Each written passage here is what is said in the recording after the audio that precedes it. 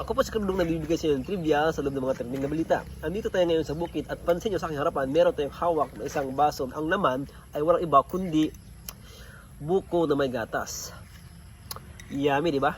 Kamakailan nag-viral ng isang video na kung saan ginahasa ang isang buko ng isang lalaki dahil ang pagkakala niya ito daw ay gamot sa sira o tulo. Pero ang tanong, totoo nga ba ito? Ayon sa mga pag-aaral ng medisina o sa pag-aaral ng siyensya, wala namang basihan kung ito nga ba ay nakagamot sa sira o tulo. Bagamat hindi naman ibig sabihin na ito ay hindi na gamot. Maaring ito ay gamot, maaring ito ay hindi.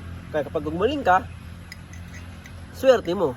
Pero pag hindi, karma mo yan kasi balbahutog ka.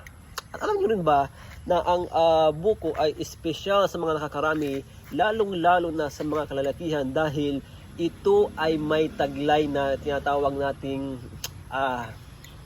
basta wag nating bigkas. Dito sa amin, tinatawag namin itong ang buko, tinatawag namin ito sa amin na pauli.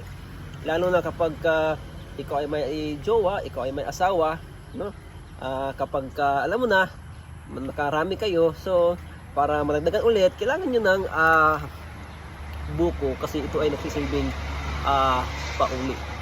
Kung hindi nyo na naintindihan yung sinasabi ko, intindihin nyo na lang. Ang sarap po, kaso wala akong jowa.